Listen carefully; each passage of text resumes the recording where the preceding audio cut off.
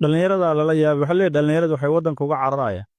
bal adi maanta caawa muxuu dareemayaa ninka aabbihiisoo nool dab la qabadsiiyey oo adeerkii uu yahay oo abtigii uu yahay oo walaalkii uu yahay oo caamo ah muxuu dareemaa midka dad mar dhow waxaan buu malaynaa dadka inta lasoo qabsado in layska karkarsado oo hilibka iyo suugada laysaga dallacdo wax noo dhiman ma leh in caloosha la geliyo la cuno dadka maahane wax noo dhiman ma jiraan welidaa maanta waxaa arkaysaa fasaadka maantana haysta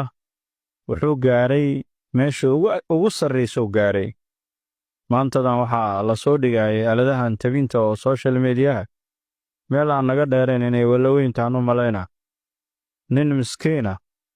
oo sidii ul iyo dhagax loogu waday inta xaabo lagu shiday dab la qabadsiiyo xasaas loo yeelaa waa rii hebel waa qabiil hebel waa haa bal maanta meesha dadkeennu ay marayaan cuquubada socotaahi waa halis arrintaas in dadka culimadaahi ay ku baxaan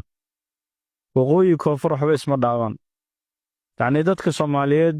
waa dagaalami jireen laakiin maxaa laga xishoo jiray dadka barimageydada waa laga xishoon jiray